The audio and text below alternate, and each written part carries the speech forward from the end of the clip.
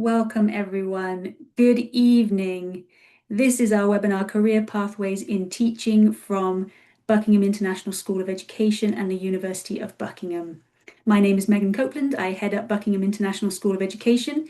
We are the official partner in China and Hong Kong of the University of Buckingham Faculty of Education. I will be helping to moderate this info-packed session today, and I'm really excited now to introduce our speakers to you. First, you will hear from Stephen Cook, the International Director at the Faculty of Education, University of Buckingham, a former teacher himself. He's here to give us some advice on continuous professional development options for teachers. Next, you will hear from David Mansfield, former Executive Headmaster of YK Pao School in Shanghai and former Headmaster of Dulwich College in Beijing, an incredibly experienced educator. David will be giving a perspective from international school leadership.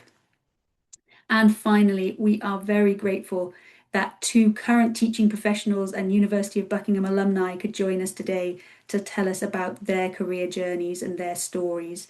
We welcome Ashley Thompson, a PGCE and MA education graduate, and Lee Hassan, who has done those and is a current EdD candidate. So I'm looking forward to hearing from those people as well. A bit of housekeeping before we start. We will mute everyone's microphones and turn off your videos to minimize disruption. But following hearing from our speakers, we will have plenty of time for a Q&A session. If you have any questions to ask the speakers, please do raise your hand, or you can type your question in the chat box and we will do our best to make our way through questions from everyone. Okay, so without further ado, I will hand over to Stephen. Thank you, Megan. I've just had a little look through. It's really lovely to see some familiar faces and names. So yeah, thanks for joining us. I'm going to, yeah, so the title, Career Pathways in Teaching, what is your next chapter? And I thought of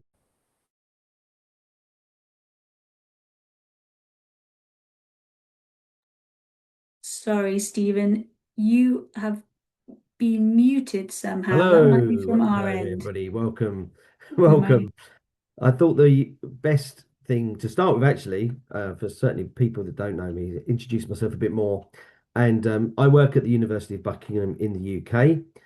I do travel a lot, and I've been to China a number of times, and I've met some of you. So, but I didn't always work at the university, so I just thought I'd share my career. Um, Not to say, well, this is what you do, but just to give you some kind of like some idea about what, the kind of process that I've been through. So, um, my career in education, I was a teacher, and if you can see this picture here, I was the best teacher ever, according to this class. So there you go, that's official. That was actually one of my last classes that I taught. Now, I wasn't always a teacher though, so I did my degree in geography, well, between 92 and 95, which just shows how old I am now. But my first career actually was in media and advertising. I used to work for a TV company in London, and that was my first foray into work. But I always wanted to help people. So actually, after a year of traveling as well, I went back to university in order to get my PGCE with QTS. Now, I did it then because in order to work in England, you need to have, or to work in a state school in England, you must have QTS. And we put the PGCE and QTS together. So before I entered the classroom, I entered the classroom on a course. Now, this is significant because I know that in other countries, you don't have to have a teaching qualification to get into that classroom. But this is the way that I had to do it, being from England. So I did the PGC with QTS. I did that in Leeds, a really brilliant year, and then I got my first job, and I was a secondary school teacher and leader between 2000 and 2010. As you can see there on the picture, that the date of that is the 20th of July 2010. So that probably was one of my last classes that I taught. But I remained in education as well. In fact, I'm going to go to the next bit as well. 2010 to 2013, I was a consultant. I was still teaching. I was going into schools delivering like work one day workshops. Um, but I do want to go back to that point there, MA education. So in 2005, now this was in my second school. So my first school, I was just a teacher. There you go, just teacher of geography. And then I got to my second school, and within a year, I was promoted to head of year. In England, you kind of got a choice of going kind of the curriculum route, being a head of department, and I was more really about people, and I went head of year. But it was that point I thought, well, I think I should probably go back and do some more learning. And that was a key thing for me. And we had a relationship with the university locally. And so I started and then went through and completed my MA in education. I want to just point out as well that the years, so it was actually a 3 year course. And I had added an extra year on. Of course, I got married in 2008. So overall, kind of 4 years. But it was a brilliant, brilliant experience, full of learning, full of learning about me. And that MA education kind of focused on leadership as well. So that really, really was a good experience. Um, so then after I'd kind of been kind of freelancing, if you like, for a few years. I moved to Sierra Leone, as you do. Let's go to a really low income country in West Africa. But I was a head teacher of Sierra Leone for a year, and then I came back to England, and I fortuitously met up with bumped into an old colleague, and he said he was working for a university in teacher training, and my eyes lit up, and I said, "You've got to get me in," because certainly in my career, supporting, mentoring, um, certainly new teachers was something that I really enjoyed, and I think that I was a good teacher, and so I wanted to share what I knew with others. So that's what started my career there. I've worked for three different organisations, two universities as well. And then in 2019, a full-time job, Director of International Programs at University of Buckingham, came up and I applied and I got it. So that's kind of my career in a nutshell. Um, in terms of CPD options for teachers, so first of all, I'm aware that a lot of you have been teaching, a lot of you got your qualifications anyway, but some of you might not, and you might have been teaching for a while.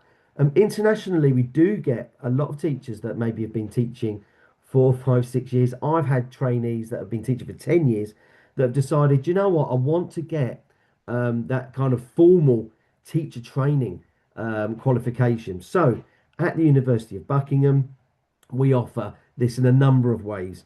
First of all, we have an online postgraduate certificate in education. I'm not going to read all that out. For the last 3 years, we've been delivering iQTS, basically on behalf of the government.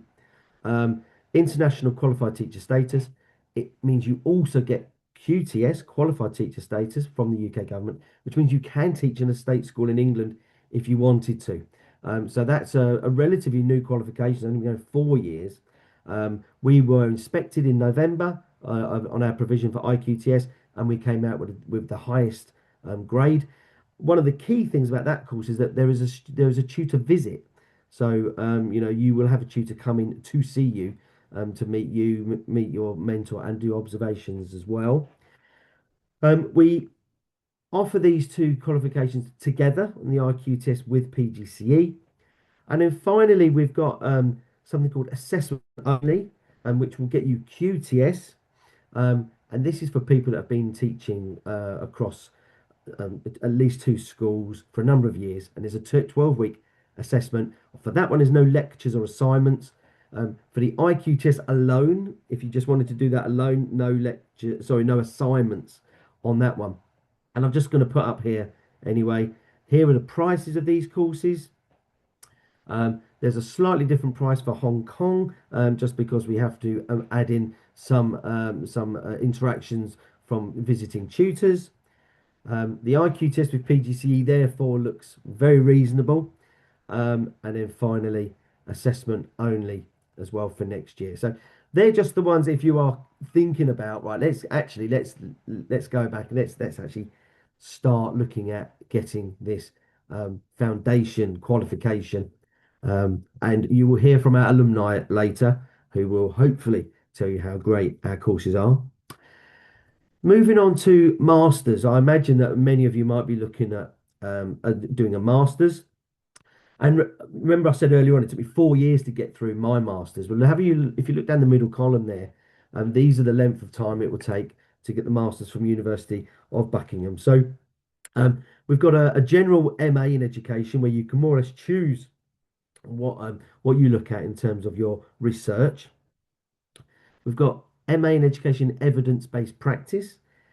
If you are a sports teacher, we've got an MA in education in leading sport in schools, an MA education inclusive educational leadership. Okay, so really focusing on special educational needs. If you work in a boarding school, we have an MA in residential education. And then we have a new set of qualifications. We've got an MA in mentoring, and this is really exciting because if you're actually a mentor on one of our courses, one of our teacher training ITT courses, you actually get a 50% discount if you are doing that role. We've also got an MEd. Now, I really think the MEd is excellent. I've been a supervisor on that, and therefore I've attended lots of um, the lectures. I supported a deputy head teacher in East London with his research and yeah, and leadership will really to look at emotional intelligence for staff. That was really interesting. And then we've also got a professional doctorate in education. Um, Across 3 years. It can be more, and that comes out at £5,700 per year as well. So we've got a real range of masters there that are very competitively priced compared to other universities. Have a look for yourselves. And worth just noting as well that we do have these. We have PG certs, diplomas, and masters as well. And I've just included here. So you've already seen the MAs that I've listed there, but we've got a postgraduate certificate in inclusive educational leadership, a postgraduate diploma in inclusive educational leadership, and then or you could do the MA. Similarly, with mentoring, we can offer a PG cert in mentoring, a postgraduate diploma in mentoring, and an MA in education. And of course, for all of those mentoring courses, if you are a mentor on our courses, you can get a discount. So that's what we can offer from University of Buckingham. Um, I suppose my closing remarks before I pass you on to David. Invest in yourself. You know, this is about investing in yourself and in the future. But I would like to say that undertaking courses of this nature, number one, will make you more knowledgeable, critical, and reflective of practice, of research. And I think that's a really great place to be. It's going to demonstrate a willingness to others of your will to want to learn and improve. That could be in your school itself. You know, it's more impressive, isn't it, when you know that people are really investing themselves and want to learn more and be better and get better. But also, of course, this could mean it's going to look good on your CV and to potentially other employers. So, as I say, demonstrates a willingness to invest in yourself. It will make you more employable, um, and it may open doors to other exciting opportunities. I think it's absolutely fair to say and correct to say that without my masters, I wouldn't be in the job that I am now. Um, and I think that when we offer when we offer jobs, certainly working for university, having a master's is pretty critical. Of course, not for the very least, you have to mark the master's assignments, and you need a master's to kind of be able to do that as well. So I know that that decision I made in 2005 has absolutely had an enormous impact on the rest of my life. And so, thank you for coming and having a listen to this. And I think at that point, I will pass over to David. Here is David Mansfield.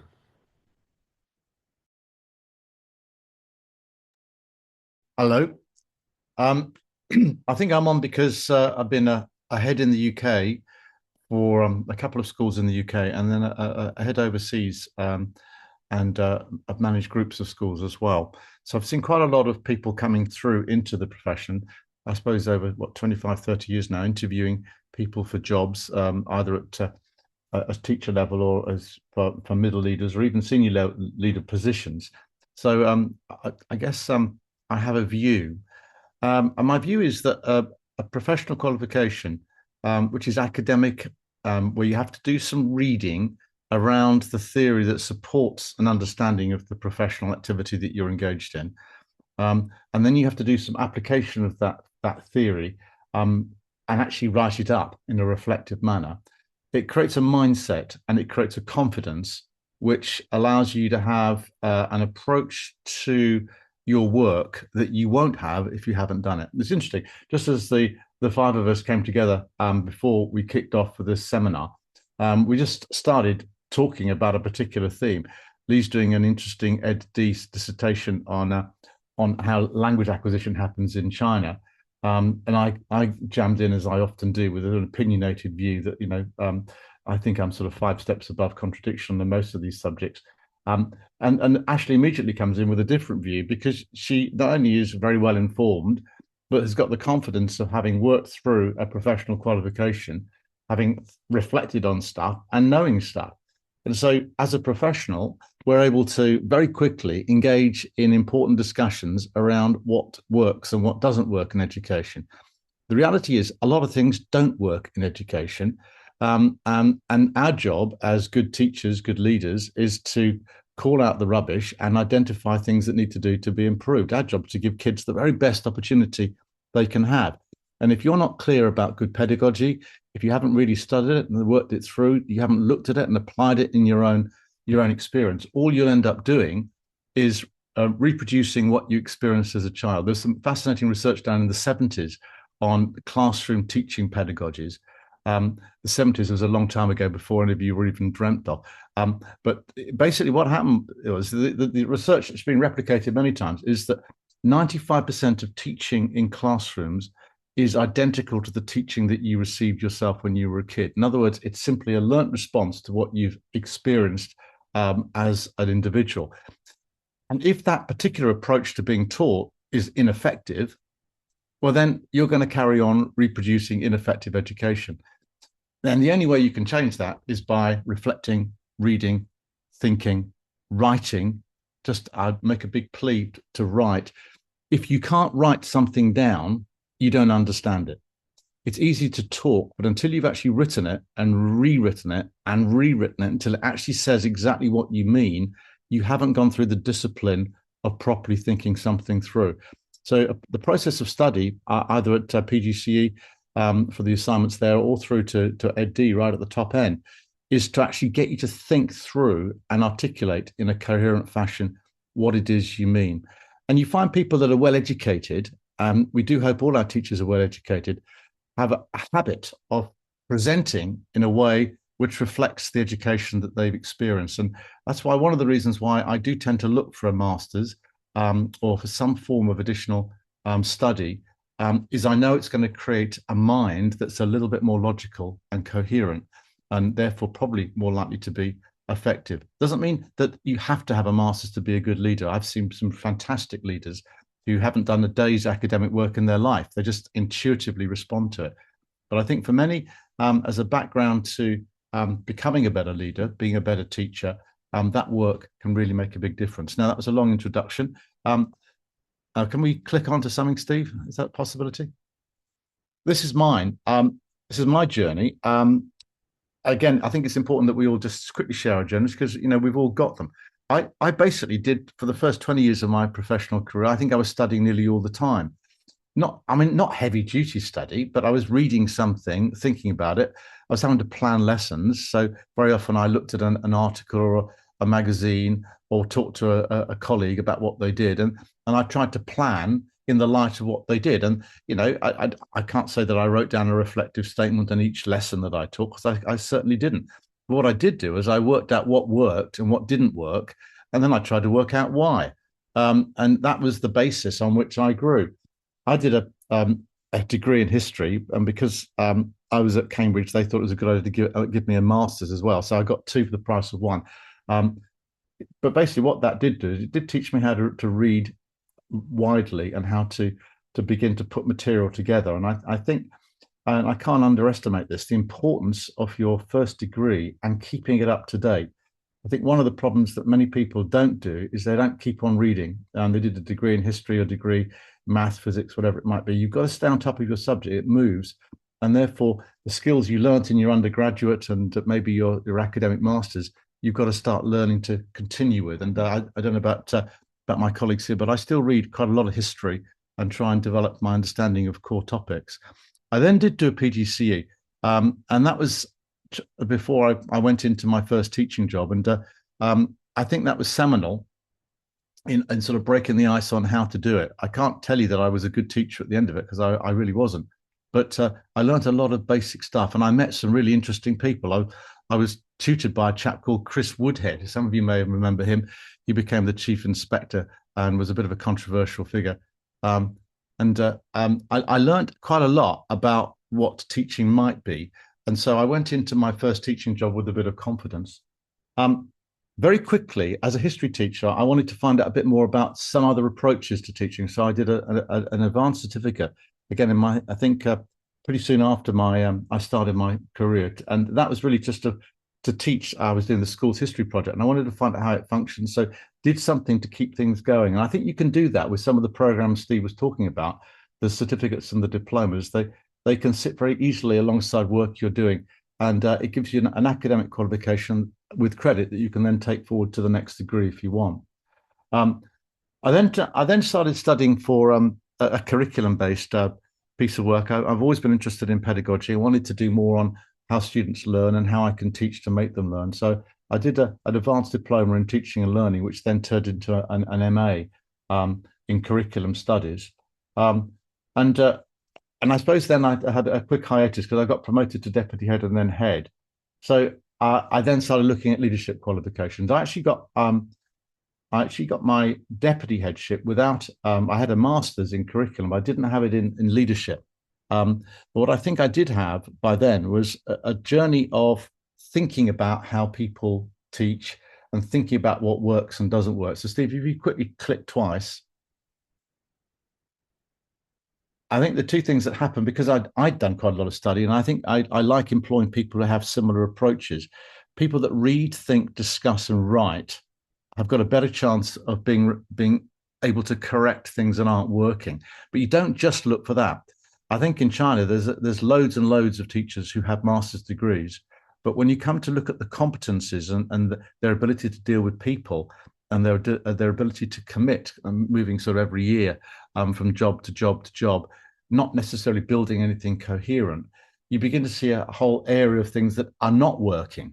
So it's all very well building the academic skills, a reflection, but if you're not also building the competencies that go alongside that, then it will wane.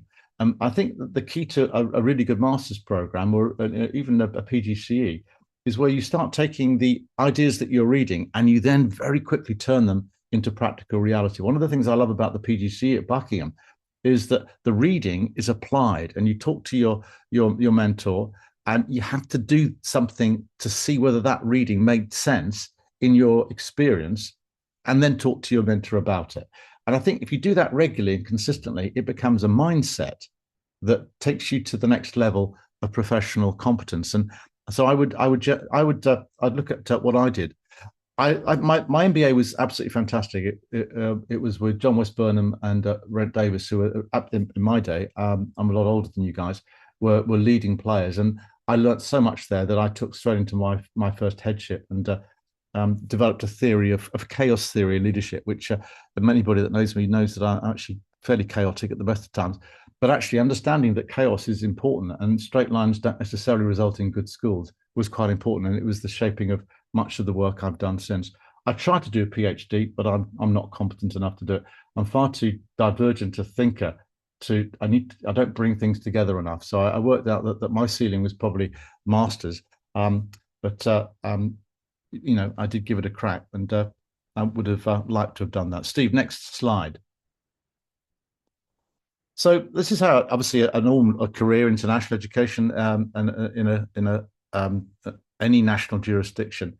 You start as a teacher, you become a middle leader, and if you're effective at that and you want to, you can go on to becoming a senior leader.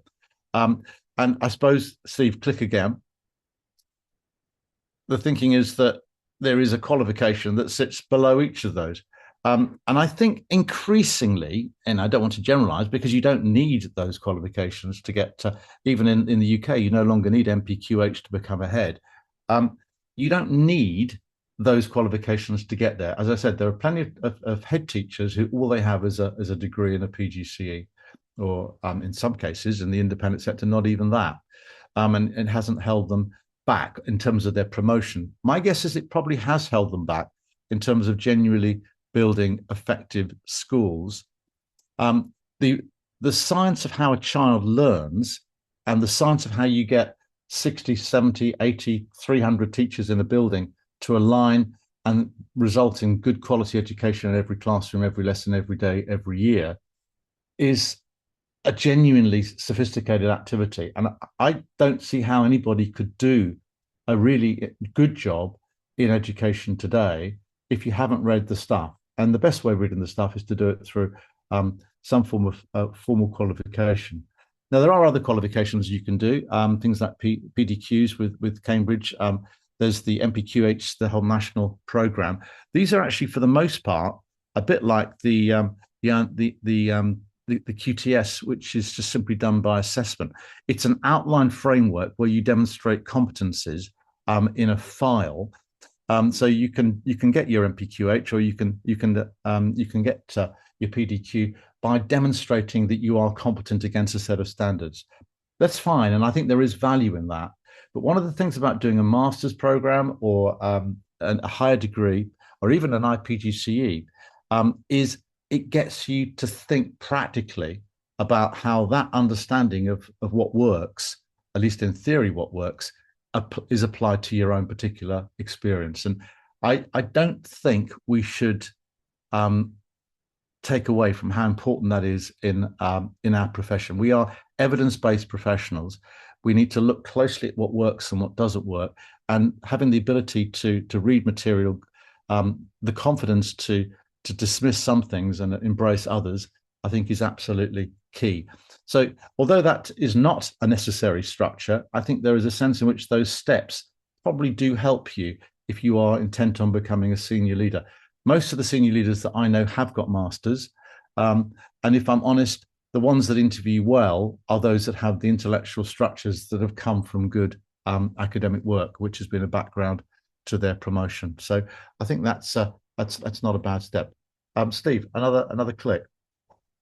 Why is an academic degree or an education degree a good idea? Well, because it makes you reflective, and you know that in any one lesson that you're teaching at a micro level, evidence coming through from students through good formative assessment will be required to be processed and used before you can go on to make the next decision. One of the great challenges of good teaching is making good decisions. Do you reteach in order to make sure the children understand it better? Do you move on to the next section? Do you make sure that you work with that child by encouraging them, or do you discipline them because they're misbehaving? You're making decisions, and using evidence in order to come to the right decisions as often as you can is something which I think is core. So that skill set sits right on top of the academic process, and the qualification that you get, the MA, the Masters, whatever it might be, I think is secondary to the skill set that you're building into your own approach to thinking and learning. Steve, click please. And this is where I think I mentioned this already, but I'm repeating myself because I think it's important. The assignments that you write in any program of study require you to do something, a project within your school. And you need to take some evidence of that. It's an action research project to a degree. You do it, you reflect on it, you collect data, and then you write it up. And as I said to you before, the act of writing up and reflecting on what you do, getting an essence of what is a good practice, and making it something which you could then repeat either to a supervisor or to another colleague, I think makes you a much more secure practitioner. So, in summary, if you want to get promoted, I think I would definitely recommend you taking our further qualification because it develops the skill sets that you need. It does reflect, as Steve says, a willingness to learn and a willingness to get committed.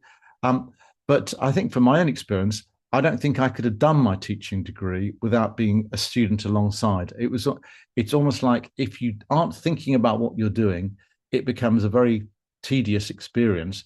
You need to reflect on it and enjoy the growing experience of working with students, working with your subject, but also working with theory on how that moves forward. So thank you very much, and yeah, we'll take questions later. Thank you so much, Stephen. Thank you, David. Right, now we're going to hear some real life career journeys from Ashley and from Lee. Ashley, I will hand over to you now. I'm gonna go ahead and try to share my screen. Okay, here we are.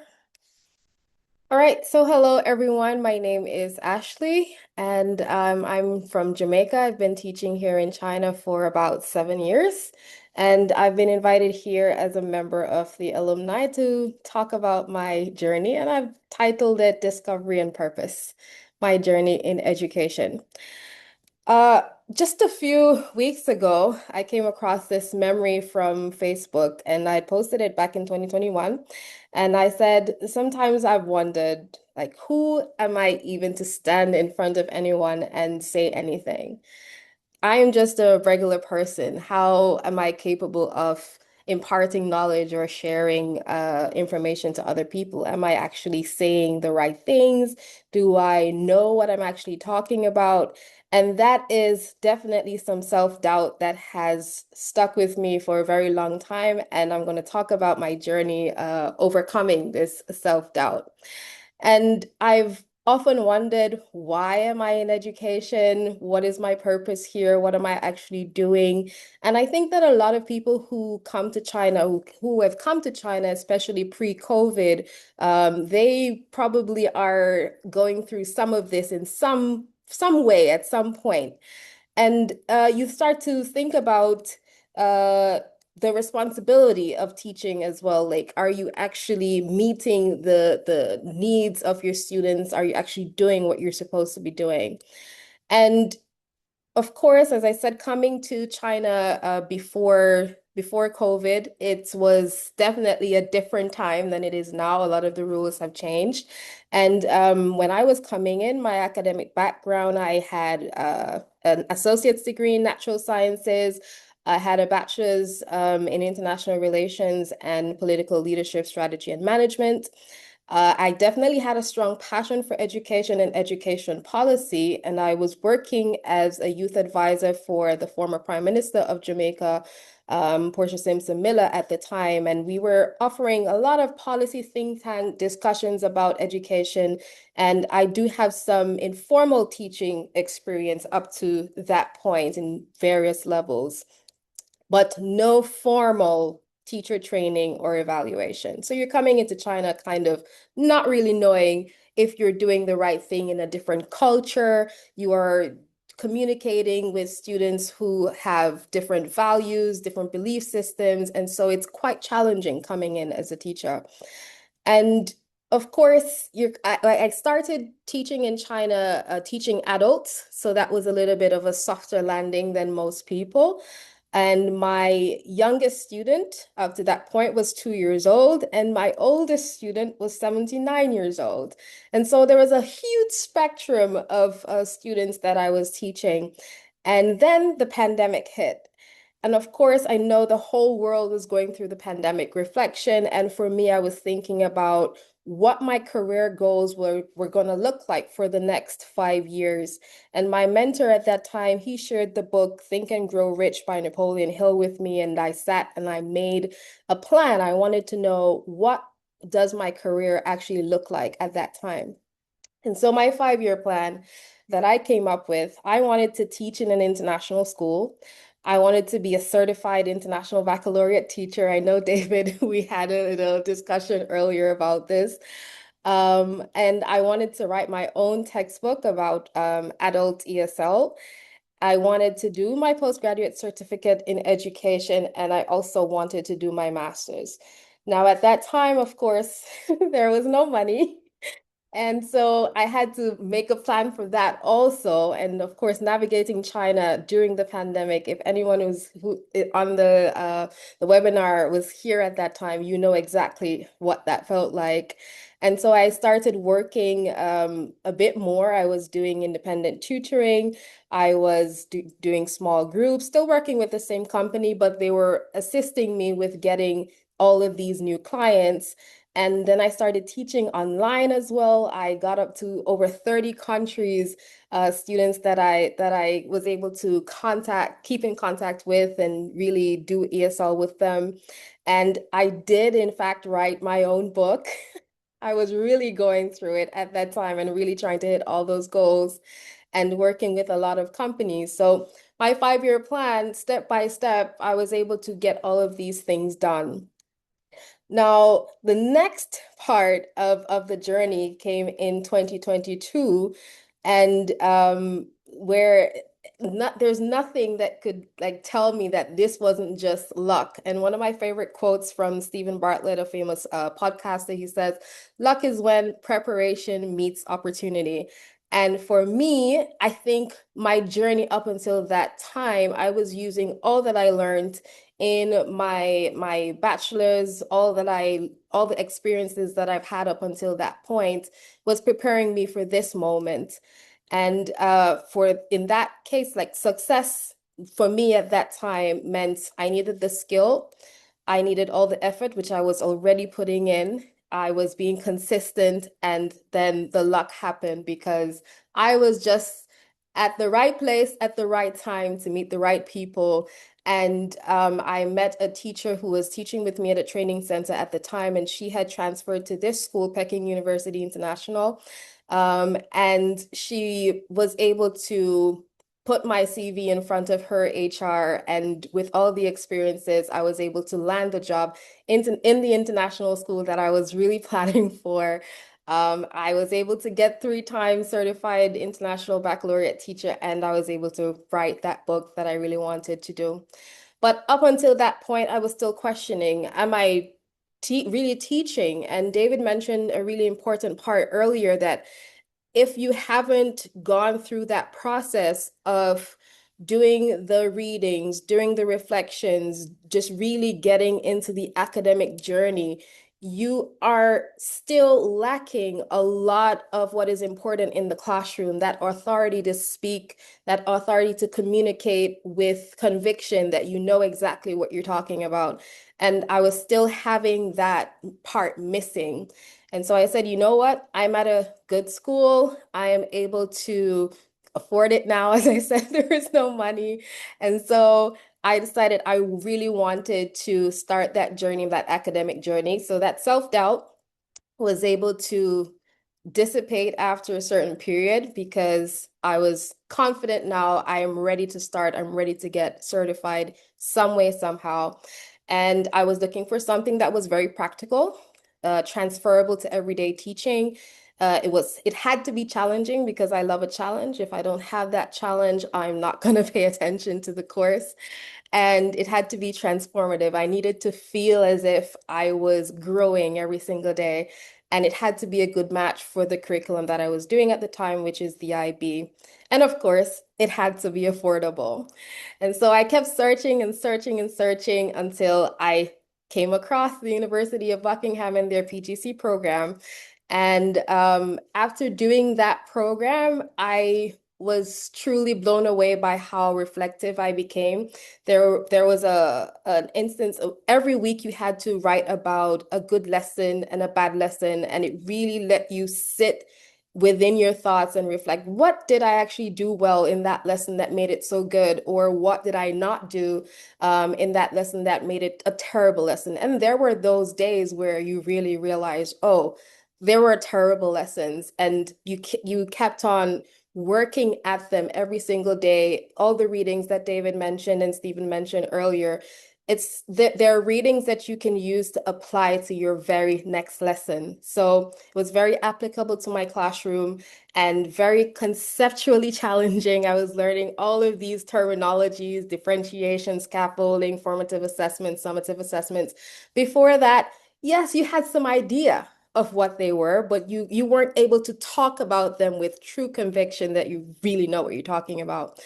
So yes, the confidence was definitely building. And after the PGCE program, I decided, okay, I'm going to apply for I'm going to apply for the head of English position at my school. I was able to get that because at that time, everything that I was learning in the PGCE program, I was sharing with my colleagues. Everybody was growing together. And so my boss was like, yeah, definitely you can do it. And it was really with the advice of one of my friends, she was like pushing me to get there. And I just went and said, okay, I really wanted to do it. And so I became the head of English. And through that promotion, I was able to share a lot of different skill sets. By that time, AI was on the rise, and I really submerged myself in understanding AI and AI in education and its advantages and disadvantages, and tried my best to educate the staff on this and use AI to really tie in transdisciplinary learning. And because I was capable of communicating what that could look like for the school as IB mandates we're supposed to be doing. I was also promoted as head of specialties. So currently I'm serving as both head of English and head of specialties at my school. Now, in this capacity, I'm now head of two departments. Everybody that's on my team, basically, they have a master's and I don't. So what's going on? What's up with that? And so I started thinking about it. I always said that I didn't want to do a master's until I was absolutely certain of what that master's should be. And up until this point, I wasn't sure, but I became very certain very quickly that it had to be a master's in education. And so I did that, and I was able to get a distinction in that. So now I am 13 years plus experience in the industry, in the field, and looking at what my career options could be, and still thinking about it, still looking at it, but I'm very passionate about curriculum development, and so I think I'll be going in that direction. So my advice that I would give to anyone is to fall in love with teaching. Make sure that when you wake up every single day that you actually want to be in the classroom. There are a lot of people, a lot of teachers who that's not what's going on for them. I've met so many teachers where they would rather be somewhere else. But make sure that you are actually loving your craft. And do not be afraid to admit what you do not know. And if you don't know it, go and find out. AI is free.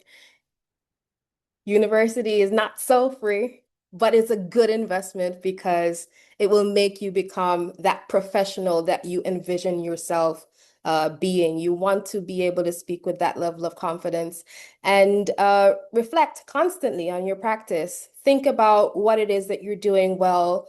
Praise yourself for the things that you're doing well and reflect on what's not going so well and look at how you can immerse yourself in the readings and really try to get that professional development going. Also, make connections. Go to the job forums, go to the job alikes. If your school facilitates these kinds of things, make sure you go take advantage of meeting other people and sharing your ideas. You will definitely learn a lot of things. And the last one is to take initiative. Like really just get into it and try to do as much as you can in your space. Try to share with your colleagues and just grow together. If you are doing these things, your job will become more less of a job. It will feel like something you're actually loving and actually want to grow in. And so that is my advice for everyone today. I hope I've shared something that you really wanted to hear. Thank you. Thank you so much, Ashley. That was really, really interesting and valuable. Now I will pass over to Lee. Yes, that's me. Thanks very much, and thank you very much for that, Ashley. It's always great to hear success stories in the teaching field in China. As foreign teachers in China, we get grilled pretty hard online. They make fun of us and refer to us as backpackers and things like that. But I have found that you can be successful in many facets of the job living in China, doing what we do. But that's in no small part about what she said about taking advantage of opportunities and also, what David and Stephen were talking about, which is professional development. So my name is Lee Hassan, and I've been living in China for 20 years, teaching English at the primary level. So yeah, a little bit longer than the average backpacker, I guess, staying here. Um, and when I came here, it was a completely, as maybe some of us may or may not remember, it was a completely different environment. Most schools were run from the bottom up rather than the top down, and I suspect that was largely because the authorities just didn't have enough resources to take care of all the schools. So I think the unwritten rule was, schools can manage their own way and make their own contracts and rules, so to speak. And that worked, and to some extent, it's still like that today, but a lot has changed. Back in those days, because of the nature of the way schools were run, there were a lot of, as far as foreign teachers go, there were a lot of handshake and smile sort of deals as to you can work here for 6 months, and maybe you could work without signing a contract. You could leave very easily. You could work for one place for 2 months and then jump to another school. You might have to argue your way out, or maybe even more strongly so. If you walk down the street and saw another foreigner, the first thing that they would ask you is, "Do you need a job?" To which you would invariably reply, "No, I don't. I don't need a job. I have as much work as I need." Um, Now, we weren't making the same money as we are now, but in a sort of a lawless way, there was a charm to it. Let's put it that way. It was a time when I got here, it wasn't the opening of the doors to the world, but it was sort of that stage where that sentiment was turning from a child to an adolescent, and that's where I come in. So yeah, I started working at one of those training centers, and it was a very charming job. You start working late, all the children would come after school and study with you for a few hours, play some games, sing some songs, and then at the end of the day, you go out and meet your friends. It was in a lot of ways, it was very tempting for a lot of people to come to China, and that's what a lot of people did. And then about 10 years ago, things started to change pretty drastically. The China started, I think, according to their own metrics, they started seeing that compulsory education was the goal of compulsory education was in their target sites.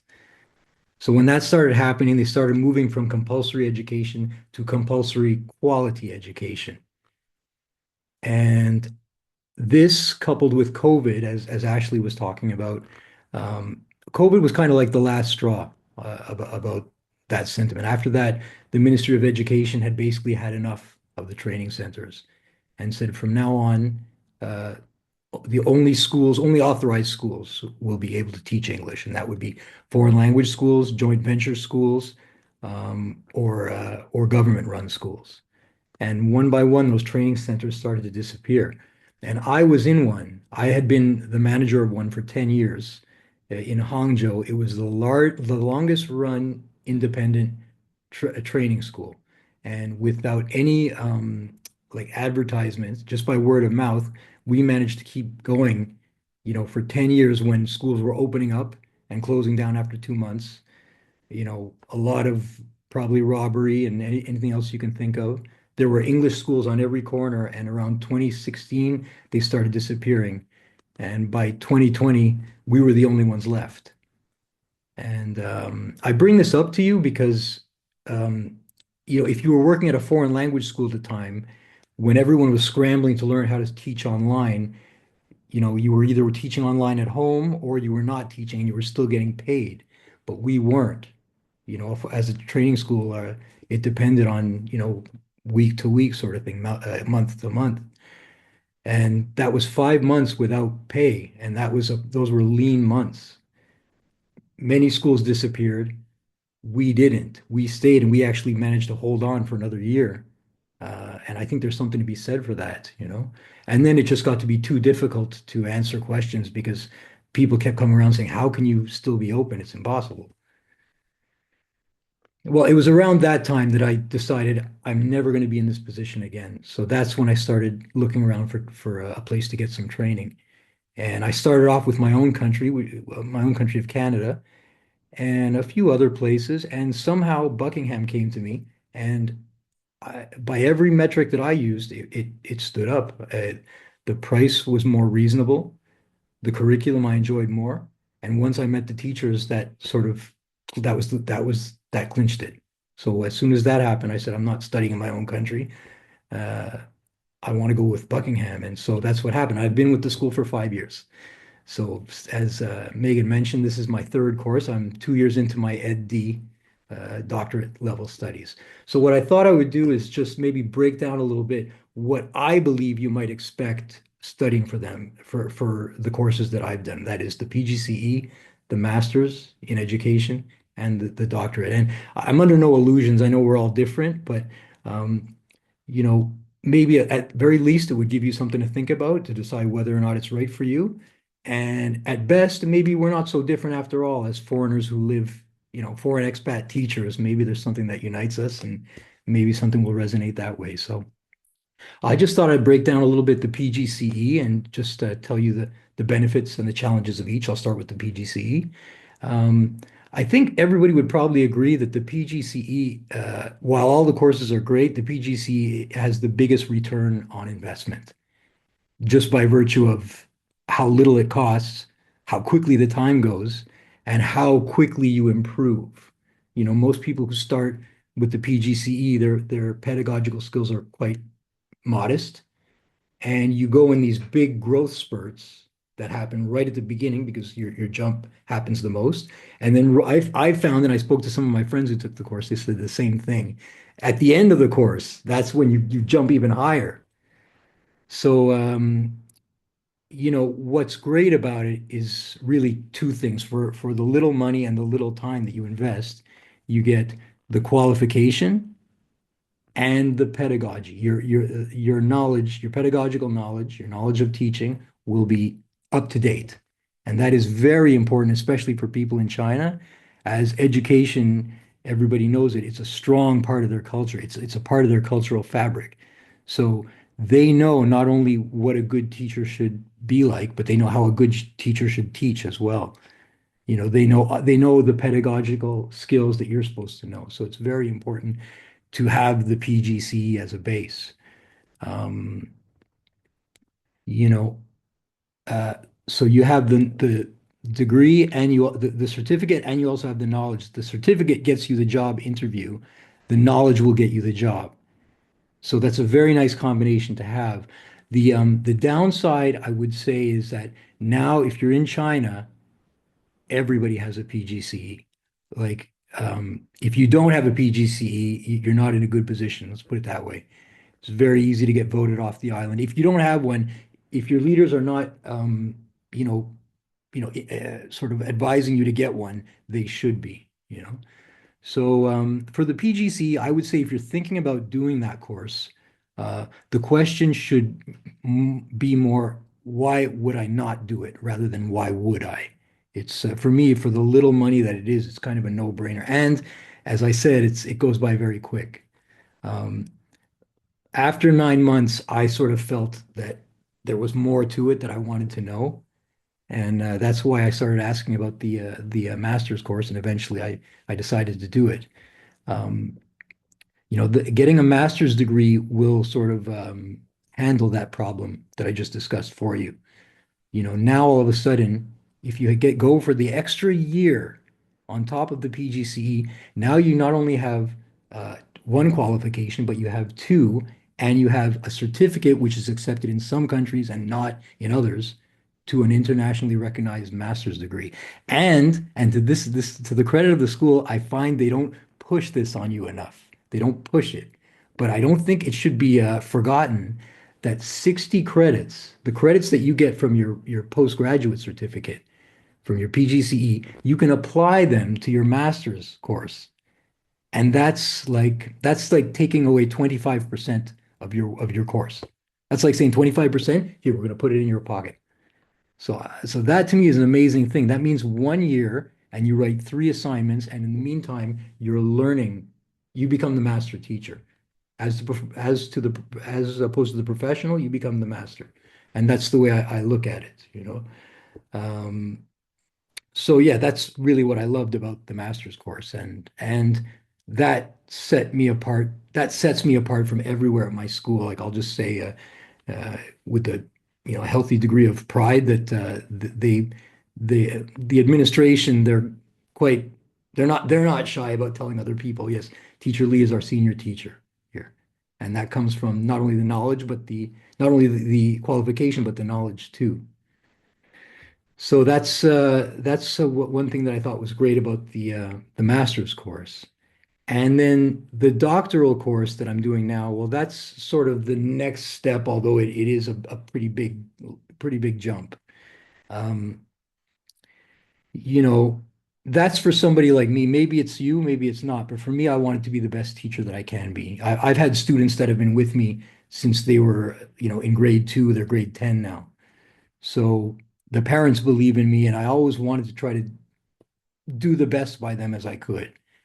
Um, Now, make no mistake, the master's degree is, I'm sorry, the doctoral degree is much more in terms of commitment, in terms of time, in terms of money, and in terms of pretty much everything you could think of.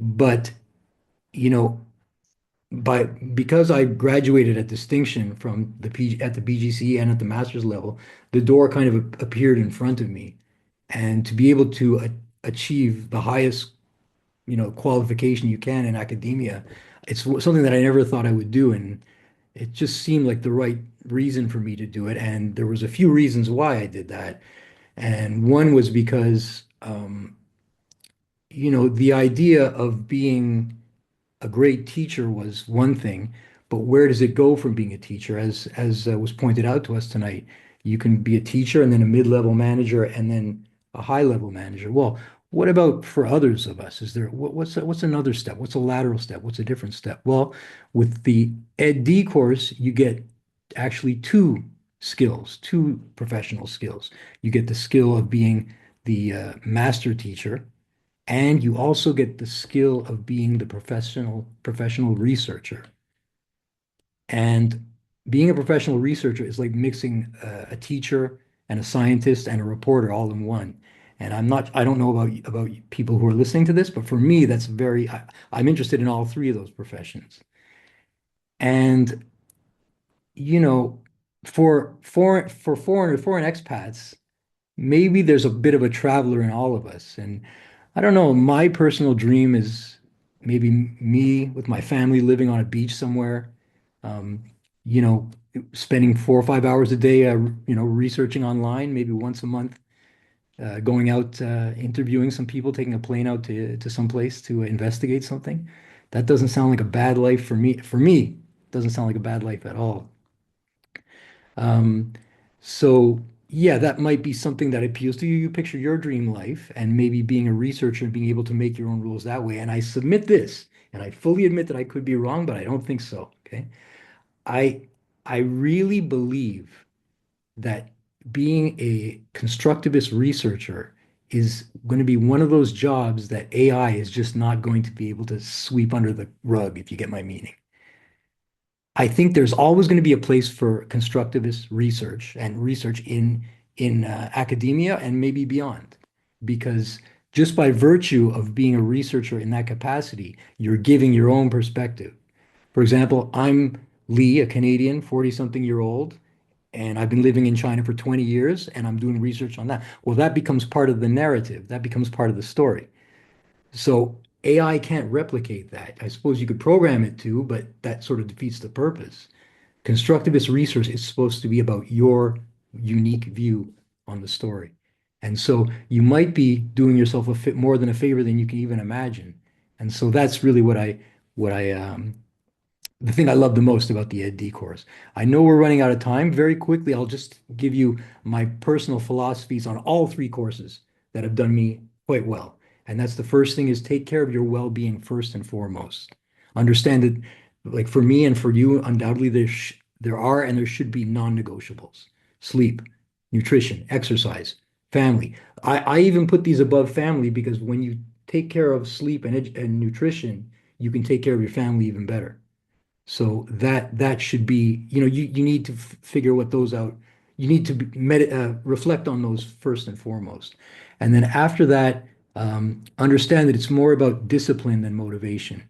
If you get in the habit of doing your work 2 hours a night, an hour a night, when you can, everybody, you go into your office like I'm here and just do your work. Well, all of a sudden, if you find yourself enjoying it because it's your time. If you like to read and write, that helps. Make it so that your chore becomes your hobby, is what I'm trying to say. And then lastly, uh, a good like rule of thumb for me is when you have time for your course, you spend your time. And when you don't have time for it, you don't. And that's a great rule to get you through whatever course you choose. Um, uh, I'm going to pass it off now, but what I'd like to do is put my email um, in the chat box. And if anybody has any questions about the quality of the teachers or the administration or the school or anything about any of the courses, I'm happy to help. And that's it. I'm happy to answer any questions. And uh, thank you very much for listening. And I'll pass it off to Megan now. Thank you so much, Lee. Wonderful sharing. I think lots of valuable advice in there as well. So thank you so much for joining us. Right, everybody, we have almost come to the end of our webinar. We're just going to make a small announcement now, and then we're going to move to the Q&A when you will have the opportunity to ask questions to David, to Stephen, or to Ashley or Lee. So please do start thinking about your questions now. But before we move to the Q&A, I'm just going to hand back to Stephen for announcement for those of you based in Hong Kong. So do listen up. Well, a very, very exciting announcement, Megan. A very, very exciting But to announcement. celebrate our move into the Hong Kong market, we are going to introduce the Buckingham International Masters Scholarship, where you will get 50% of the fees of a master's program paid for. And to apply, if you're interested to apply, there should be a QR code appearing. I can see it coming now, but this is only for those people in Hong Kong. Okay, there is a QR code there. So there we go. That's the incredibly exciting announcement. And I hope I did it justice, Megan. Right, let me figure out how to stop sharing. 1 second. There we go. Thank you very much, Stephen. Yes, we're really excited about that, and we will put some information in the chat box. If you have any questions about any of our courses or the scholarship that is announced, please do share it with any teachers you know in Hong Kong. So we'll pop that in the chat box. But now, without further ado, let's move on to the Q&A. This is the fun part. So we'll give everybody a few minutes, but either raise your hand if you have a question or a comment, and we will let you speak, or please type in the chat box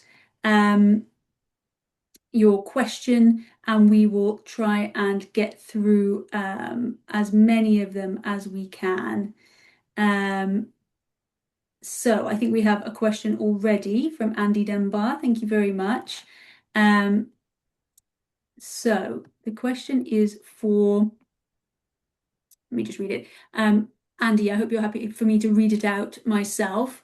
It says, I'm in a catch-22 predicament at the moment. I have 1 year of post-PGCE experience and around 8 years of teaching experience overall, and I'll complete my master's later this year. I also have completed an IB MYP Category 1 training, some Cambridge Assessment PD. Currently working in a bilingual school in China, but it doesn't follow a formal IB or Cambridge curriculum. Ideally, my next move would be to a mid-level international school using a recognised curriculum, preferably IB NYP. However, many schools won't touch me because of the lack of formal IB experience. Would it be advisable to adapt my current teaching as closely as possible to IB NYP principles and document this in my planning portfolio to demonstrate IB aligned practice when applying to international schools? Any other advice to be more desirable for said schools? Thank you very much. Now, Andy, do you have a particular person you want to direct that question to, or I can open it up to any of our speakers? Any and all, Megan. Any advice on that from anybody would be great. Thank you. Thank you so much, Andy. Would anybody like to take that one on? Yeah, I would say so. I would definitely agree with what he said. I would put into his resume and his CV that he has experience. Highlight that he's aware of IB principles. Much in the same way that when I applied at my school, I said I've never worked at an IB school before, but all my instructors at Buckingham were IB trained. So whenever they were able to ask questions to me regarding the IB curriculum, I had very authentic answers. And those are my thoughts on that. I'd also say, like, when I'm doing interviews for any teachers for our school, if they're capable of communicating IB principles, they're showing their ability to apply it in their classroom consistently, and they're able to evaluate based on the IB tenets, then go ahead, go for it. Just make sure that you're documenting everything, because some schools will ask for some kind of evidence-based practice. They want to see what you've done with your projects or something like that. So just make sure that you're documenting as you're going along. Just one thing to add, Andy, and that is IB is a particular approach to pedagogy. It's not a sacred text. It's not a religious cult.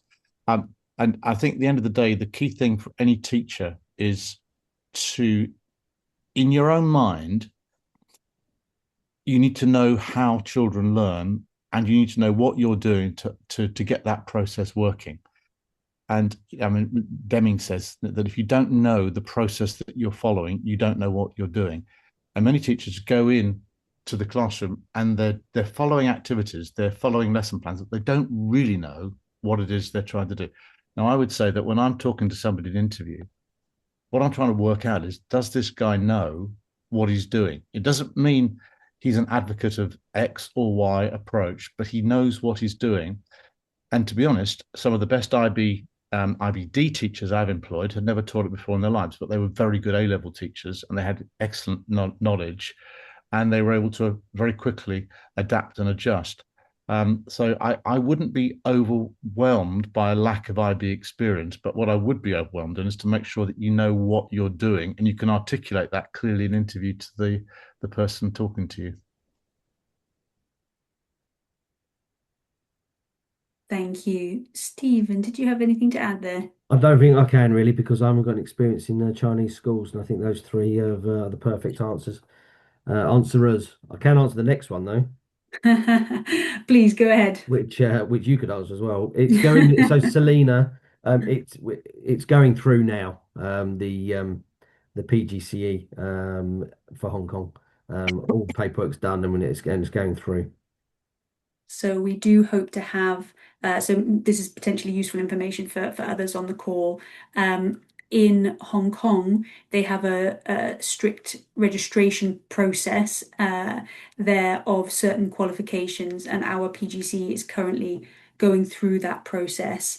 We hope for it to be registered soon, and we will ensure to notify everyone via the various channels that we have once it is fully registered. But once that is, then that means it will have been registered by the EDB and pass the qualifications agency assessments as well. So Yep. Selena, I hope that answers your question. I can answer the next one as well. Yes, please go From ahead. Okay, Joseph. Yes, you can transfer credits from another university as long as you've got the certificate to say you had 60 master's credits for your PGCE. Come join us. We're the best. Thank you. All right, we'll give everybody a few minutes to see if they have any other questions. I can't see any hands raised, but please do shout if you do. Joseph said, "Okay, I'm coming." That's wonderful news, Joseph. I'm just going to post in the chat our contact details. So Buckingham International School of Education, as I said, we're the partner of the University of Buckingham in China and Hong Kong. What that essentially means is that we have admissions staff based in China to answer all your questions specifically about the University of Buckingham's education, teacher training and education degrees. So I've put our email address there, www.bees.org, and our email addresses. And then if you are interested in learning more about the International Masters Scholarship, there's the web address there, and info@bees.org email address if you want to contact us about it. We have a question from Branislav very quickly before we leave. In the Chinese context, how much sense does it make to take an iQTS with PGCE after an MA in education? If I'm aiming for a HOD or athletic director role, or maybe an EdD would be a wiser choice right after an MA. Stephen, perhaps you can take on that one. I mean, in the Chinese context, it depends if you're confident, if your teaching is, do you need to do an iQTS with PGCE? That's the first question. If you've been teaching many years, it could be that you decide if you wanted the qualification, you could do an assessment only. The they're different because the iQTS with PGCE is all about the foundation of teaching, and it's an initial teacher training course. I mean, as as Lee and Ashley has said, and Ashley particularly talking about that reflection. That's kind of from the starting point of teaching. So it depends on what you want, why you want it, how long you've been teaching as well. I think really. I mean, what does Lee and what do Lee and Ashley think about that? I don't know if you can. I don't know if you could decide on the PGCE and the with iQTS and EdD. There's a lot of factors just to be able to say take the EdD or take the iQTS. You know, um, but like, for example, I never got QTS, and I'm going to be getting QTS at some point from Buckingham.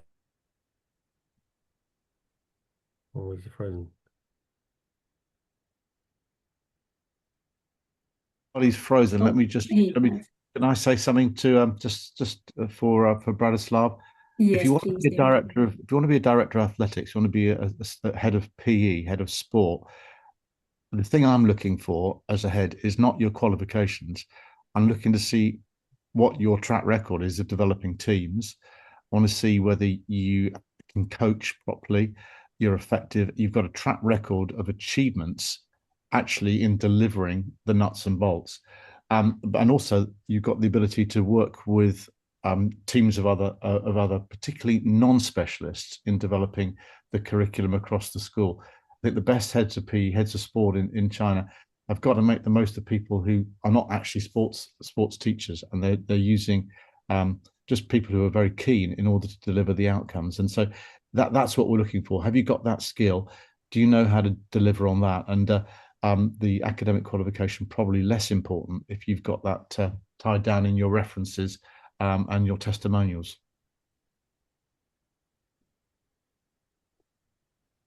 Thank you so much, David. Lee, you're back. Would you like to finish your thought there? That's what I got. I'm good. Thanks. Okay, perfect. Right. Well, in the absence of any more questions, I will say thank you so much to all our speakers. Thank you to you for joining, and watch this space. We hope to see you soon. Bye bye, everyone. Thank you.